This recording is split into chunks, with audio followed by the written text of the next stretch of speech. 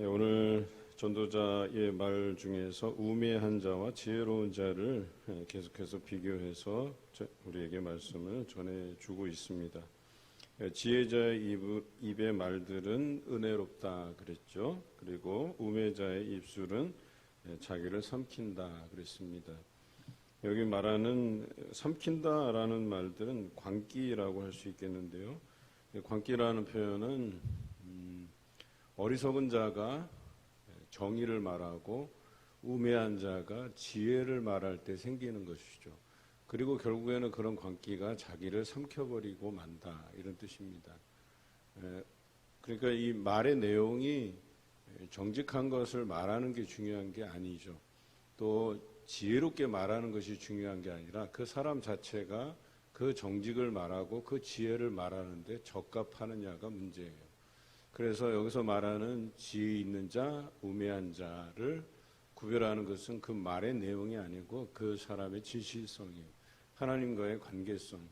그래서 진실한 자가 지혜 있는 이야기를 하고 또 옳은 이야기를 할 때 그것이 지혜 있는 이야기가 된다. 이런 표현이에요. 그런데 반대로 우매한 자가 즉 하나님과의 관계성도 없고 하나님의 말씀을 제대로 순종하지도 않으면서 정의를 이야기하고 옳은 이야기라고 하는 이야기들은 그에게 지혜로운 말이 아니라 그를 삼켜버리는 결국에서 우매한 이야기가 되고 옳지 않은 이야기가 된다라고 하는 것이죠. 그러니까 자기가 감당할 수가 없는 거예요. 어찌 저 사람이 정의를 말하고 어찌 저 사람이 지혜를 말하나? 이렇게 여기면 그것은 이미 이 사람은 지혜자로서 말하는 것이 아니다 라고 하는 것이 사람들에게 알려지게 되고 결과적으로 자기가 뱉은 이야기로 자기가 쏟아놓은 말들로 인해서 자신이 책임지게 되는 결과를 가져오게 된다 이런 표현입니다. 그의 입의 말의 시작은 우매요 그의 입의 결말들은 심히 미친 것이니라. 여기도 미친 것이라고 돼 있죠. 이게 광기라고 하는 겁니다. 그래서 제가 광기라는 표현을 쓴 것이죠. 그래서 결과적으로 내용은 그럴듯해 보이고 그것이 굉장히 설득력 있게 보이더라도 그 사람 자체가 하나님에게서 멀어진 사람이고 하나님의 뜻을 받들지 못하는 사람의 말들은 그 시작 자체가 우매한 것에서 시작되고 결말은 미친 것으로 끝나게 된다. 광기로 끝나서 자기를 삼키고 만다 이렇게 표현한 것이죠. 우매한 자의 특징은 말을 많이 한다 이렇게 되어 있어요. 옛 속담에도 보면 말을 많이 하는 자가 이 지혜가 없다 그랬어요. 오히려 지혜 있는 자는 말을 삼간다라는 표현도 있죠. 그래서 그 지혜자는 지혜자를 알아보게 돼 있어요. 흔히들 이제 책을 많이 읽는 독서를 많이 하는 사람들은 이 사람이 독서를 많이 한 사람이구나 이걸 알아봐요. 뭐 한 예로 공부를 많이 한 사람들은 이 사람이 정말 공부를 많이 하고 있는 사람이구나. 여러분 공부를 많이 한다는 표현은 똑똑하다라는 표현하고는 달라요. 정말 이 사람은 시대를 분별하기 위해서 독서를 꾸준히 열심히 하는 사람이구나. 아니냐 이런 것을 구별할 줄 안다는 거예요. 10분만 이야기해 보면 그 사람의 그 안에 있는 것까지 다 바닥나요. 얘기를 하다 보면. 그래서 결국에는 뭐 이 사람과는 크게 말을 섞을 필요가 없다. 말을 하면 할수록 내게 유익이 되는 게 아니라 유익한 말들이 내게 전해지는 게 아니라 말을 하면 할수록 그 사람의 바닥이 드러나게 돼 있다는 거예요. 그래서 우매한 자들은 말을 많이 하는데 결과적으로는 뭐예요? 아무것도 아는 게 없어요. 그 사람의 바닥만 드러나고 그의 심성만 드러날 뿐이에요. 그래서 그 사람으로 하여금 문을 닫게 만들어 이 사람과는 대화할 가치가 없구나 이렇게 되는 것이죠. 여러분 상식적이다라는 표현, 합리적이다라는 표현도 뭐예요? 말 상대가 돼야 합리적이고 상식적인 사람이라고 표현하잖아요. 그런데 말을 하다 보면 그냥 말문이 막혀버리는 경우들이 있단 말이에요. 그냥 말을 할 필요가 없어요. 말로서 해결되지 않는다는 거예요. 현명한 판단을 내릴 수 없고 우매자들의 그 쏟아놓는 말들에 의해서 오히려 모든 일들이 막혀지고 진척이 안 되고 또 그 사람이 정말 장래일, 나중에 일어날 일에 대해서 정말 아무것도 모르는구나 이런 판단이 서면 말을 멈추게 돼 있단 말이에요. 모든 것이 우매자들의 그 수고하는 것이 결과적으로 나를 피곤하게 할 뿐만 아니라 남도 피곤하게 만드는 것이죠. 그것이 15절의 말씀이에요. 우매한 자들의 수고는 자신을 피곤하게 할 뿐이라 그들은 성읍에 들어갈 줄도 알지 못함이니라 그랬어요. 때를 분별하지 못하는 사람이 우매한 자이죠. 이럴 때에는 말로써 하기보다는 실천을 해야 될 때가 있고 어느 때에는 이것을 시시비비를 가려서 옳은 것을 분별하고 가야 할 때가 있어요. 그러니까 행동이 우선됐다가 오히려 일을 그르치는 경우가 있단 말이에요. 그래서 지혜자라고 하는 것은 상황 판단을 잘하고 이것을 말로써 우리가 경계해야 될 것들 또 우리가 어떤 기준을 마련해서 나아가야 될 것들 이런 것들을 잘 구별해야 될 때가 있고 어느 때에는 우리가 행동하고 믿음으로 행동하고 그것에 대해서 기도로 협력하고 해서 선을 이루어 가야 될 때가 있다. 이런 경우는 언제요? 이미 하나님께서 아웃라인을 다 정해놓고 이제 너희더러 가라 라고 하면 거기에서 토달 필요도 없고 인간적인 어리석음을 가지고 이렇다 저렇다 잴 필요도 없는 거예요. 그냥 하면 되는 거예요. 광야에서 가데스 바네아에서 그들이 정탐꾼을 보낸 이유가 뭐겠어요? 하나님께서 이미 약속하신 땅인데 정탐꾼을 보낼 필요도 없는 거예요. 원래는 그냥 믿음으로 가면 되는 그 길을 사람들의 조바심 때문에 12명의 정탐꾼을 보내게 되고 결과적으로 10명의 사람이 부정적인 보고를 하고 2명의 사람이 긍정적인 보고를 한단 말이에요. 그런데 사람이란 게 참 얄팍한 게 다수의 의견들이 옳다고 생각하는 거예요. 그래서 거기서 통곡하고 울고 우리가 저런 거대한 민족, 우리가 점령할 수 없는 땅, 그래서 여기까지 우리를 데려와서 광야에서 죽게 하는구나 이런 불평을 쏟아놓게 되는 거죠.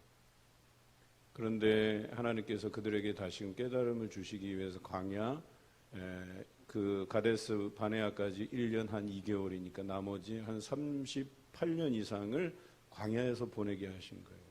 1년으로 부족했던 거예요. 1년 동안 그들을 먹이고 마시게 하고 하나님께서 은혜를 베풀어 주시는데 그걸로는 부족했던 거예요. 여전히 하나님을 믿지 못해요. 그래서 하나님께서 취하신 방법은 뭐예요? 광야 38년을 더 돌리는 거예요. 그 가운데 하나님께서 광야에서 먹이시고 입히시고 마시게 하시고 그래서 그것을 통해서 정말 하나님께서 우리와 동행해 주시는구나. 우리가 걱정할 필요가 없겠구나. 하나님께서 이미 이 계획을 짜시고 우리를 인도해 가시는구나 한 걸 느꼈을 때는 사람의 판단이 중요하지 않고 하나님 인도하심이 중요하구나. 그래서 믿음으로 가는 거예요. 그런데 그 와중에서 믿음으로 행하지 아니한 사람 가데스 바네아에서 20세 이하를 제외하고 20세 이상 된 남자들은 어른들은 세렛강을 지나가기 전에 다 하나님께서 정리하시는 거예요. 여러분 우매자는 말만 많이 해요. 규모 없이 일만 만들어요. 이게 데살로니가 후서의 말씀이기도 해요. 예수님께서 속히 오리라고 하시면서 승천하실 때 사람들은 예수 그리스도의 재림을 기다렸어요. 그런데 그들이 생각하는 만큼 그렇게 속히 오지 않아요. 자꾸 오시는 날들이 지연되는 것만 같아요. 그러니까 이 사람들이 처음에 속히 오리라는 그 생각을 가지고 자신의 생업을 포기하고 그냥 기도하는 일에만 전념하다가 이제 일은 일대로 안 되고 예수님의 오시는 날들은 기약이 없고 결과적으로 어리석은 판단을 해버린 거예요. 그러니까 뭐예요? 이때에는 필요한 것이 행동하는 것이 아니라 성경의 말씀을 다시 묵상해보고 하나님의 뜻이 어디에 있는가 무엇인가 이것을 물으면서 자신들이 행하고 있는 생업 일한 대로 수고하며 먹을 것을 먹으면서 예수 그리스도의 오실 날을 우리가 또 기도하면서 기다리는 이런 지혜로움이 필요했는데 어떤 때는 아웃라인까지 다 우리에게 제공해 주시고 가기만 하면 된다 하시는데 사람의 생각으로 주저하고 또 어떤 것은 더 지혜롭게 판단하고 기도해보고 심사숙고해야 될 문제는 이게 정답이다 하고 가다가 거기서 길이 막혀버리는 이런 우매한 일들이 우리 인생에서 일어난다라고 하는 것이죠. 그 예를 들어서 16절에 이렇게 표현되어 있어. 왕은 어리고 대신들은 아침부터 잔치하는 나라요. 어리다라는 표현은 경험이 없다 이런 표현이에요. 그러니까 경솔하다 이런 표현이거든요. 그래서 왕은 경솔하고 경험도 없고 그래서 함부로 판단하고 그냥 마음으로 심정적으로 이것이 국민의 마음이겠거니 하고 그냥 속된 말로 막 질러버리는 거예요. 그냥. 그런데 그것을 듣는 사람들은 지혜로운 사람들은 걱정이 돼요. 저거 아닌데 더 신중해야 되는데 더 기도해야 되는데 그리고 그를 따르는 대신들이 아침부터 잔치하는 거예요. 샴페인 일찍 터뜨린다라는 표현을 우리나라가 많이 써왔잖아요. 그동안 우리가 우여곡절 안에서 어려움을 겪을 때 국민들이 마음을 모아서 금도 모아서 국난을 극복하고 그래 왔잖아요. 그러고 나서 한 1, 2년 지나고 언제 그랬냐는 듯이 흥청망청 또 살아가고 참 이게 우리나라의 고질병이에요. 뭐 좀 된다 싶으면 흥청망청. 참 안 되는 나라의 전형을 가지고 있어요. 그런데도 참 이 나라가 그 어려움들을 극복하고 나온 거 보면 그래도 제가 희망을 걸어보는 이유는 그래도 이 땅에 참된 하나님의 말씀을 기억하고 기도하는 사람들이 여전히 있구나 이런 생각을 해봐요. 그래서 더 기도하게 되고 그래서 깨어있는 사람들이 있으니까 이 나라가 이만큼이라도 왔겠죠. 그런데 통치하는 자가 경솔하고 또 그를 따르는 대신들이 일찌감치 샴페인 터뜨리고 그러다가 이태원 참사 같은 일들이 벌어지는 거예요. 그냥 사소한 것 하나라도 자신의 책무에 그들이 발이 빨랐다면 빨리 출동하고 빨리 조치 내리고 그래서 어떠하든지 그 비상 상황들을 대처하고 모든 인력들을 투입해서라도 그 안타까운 생명들이 이루어지지 않게 조치했어야 되는 것 아니겠어요? 이거는 예상되는 일이었었어요. 그때만 많이 몰린 게 아니라는 거예요. 우리나라는 해마다 그곳에 많은 사람들이 몰려와요. 절기 때 또 우리 예를 들어서 뭐 성탄절이다 무슨 날이다 뭐 그러니까 적어도 이제 그들이 말하는 축제일이다 쉬는 날이다 즐기는 날이다 이렇게 생각되는 날이면 어김없이 모이는 곳이 이태원이라는 곳이에요. 한 번이라도 가본 사람은 알 거예요. 저는 딱 한 번 가본 기억이 나요. 학부 때 영어 인터뷰 숙제를 하기 위해서 이태원 가면 이제 외국인들이 많으니까 거기 가서 이제 인터뷰를 따기 위해서 영어로 숙제하러 갔는데 평일에 가도 많아요. 거기는. 그런데 그런 주말 그런 축제 일을 겸하는 할로윈 같은 그런 축제 같은 데 가보잖아요. 뭐 안 봐도 비디오예요. 한 번 가본 사람은 안다니까요. 그런 데를 그 안에 거리의 치안을 책임지는 사람들이 그걸 몰랐다? 말도 안 되는 거예요. 예상할 수 없었다? 말도 안 되는 소리예요. 한마디로. 여러분 예를 들어서 이런 거예요. 전주면 전주에서 가장 복잡하는 데가 어디예요? 딱 말해도 뭐 한옥마을 다 알잖아요. 그냥. 때 되면 거기 사람들이 많이 몰려와요.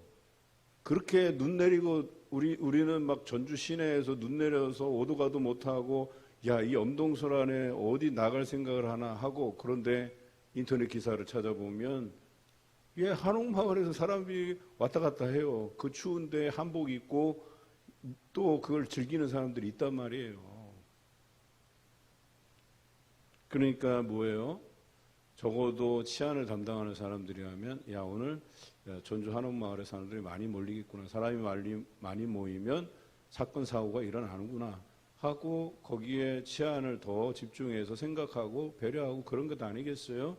그런데 왕이 어리고 대신들이 일찍 잔치를 벌이면 신경을 못 쓴다는 거예요. 나라가 어떻게 되든 간에 상관없다는 거예요. 게으른 즉 석가래가 내려앉고 손을 놓은 즉 집이 샌다. 딱 봐도 아는 거예요. 이런 나라, 이런 대통령이, 이런 대신들이, 그런 정치가들이 정치하잖아요. 그냥 뻔한 거예요. 그냥 앞날이 예상되는 거예요. 하지만 그런 나라를 바라보는 우리 입장에서 특히 기독교인으로서의 입장은 어떠한가? 심중에라도 왕을 저주하지 말며 침실에서라도 부자를 저주하지 말라. 공중의 새가 그 소리를 전하고 날짐승이 그 일을 전파할 것임이니라. 여러분, 그걸 보고 비판하는 것도 결과적으로 어리석은 이야기 한 종류예요. 그러니까 우리는 좀 더 나아가야 돼요. 그냥 그것을 보고 옳지 않다, 어떻게 왕이 그러냐, 대통령이 그러냐, 정치인들이 그러냐, 이걸 한 단계 뛰어넘어야 돼요. 우리는 기도해야 된다는 거예요. 이 지혜로운 자들은 하나님께 이 나라의 현실을 놓고 안타까워하는 마음으로 눈물을 흘리며 대통령을 위해서, 정치가들을 위해서 기도해야 되는 거예요. 오히려 내가 싫어하더라도 저 사람이 잘 돼야 우리 나라가 미래가 있고 잘 되기 때문에 그 사람을 위해서 기도하는 것이 우리의 본분이지, 우리가 정한 기준을 가지고 재단하고 이 사람 나쁜 사람, 이 사람 좋은 사람, 이 정책은 좋은 정책, 이 정책은 나쁜 정책 재단하고 한다고 해서 이 나라의 미래가 달라지고 하는 게 아니라는 거예요. 결과적으로 뭐예요? 세운 사람이 어리석어요. 세운 사람이 경험이 없어요. 그래도 그 사람을 위해서 기도하는 것이 우리의 본분이라는 거예요. 그 길을 잘 갈 수 있도록 옳은 소리를 내고 기도하고 서포트하는 것이 우리의 책임인 거예요. 저는 참으로 안타까워요.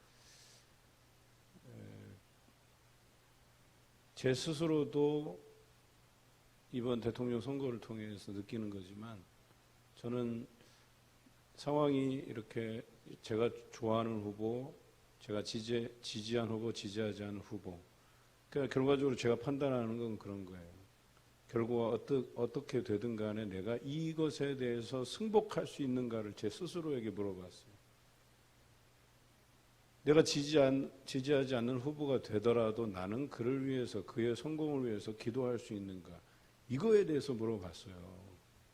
아니면 내가 그리스도인으로서, 목회자로서의 책임을 망각하고 내가 지지하지 않는 사람이 됐다 해서 반대적인 이야기만 하고 저주하고 욕하고 재단하고 그럴 것이냐. 결과적으로 그렇게 하면 나도 어리석은 자가 되는 거예요. 하나님께서 이 시대에 우리를 부르신 이유와 목적이 무엇이냐라고 하는 것을 우리가 생각해야 될 때라는 거예요. 1차원적으로 생각하고 판단하지 마세요. 우매한 자들이나 그렇게 하는 거예요. 지혜로운 자들은 이 정부의 성공을 위해서 그들의 어리석은 생각, 욕심들을 다 내려놓고 올바르고 하나님께서 원하시는 그 길로 갈 수 있도록 기도하는 거죠. 그것이 지혜자의 길이고 판단이다라고 하는 것입니다. 오늘 전도서에서 솔로몬은 이 책을 지을 때 왜 내가 바른 길을 가지 못했을 때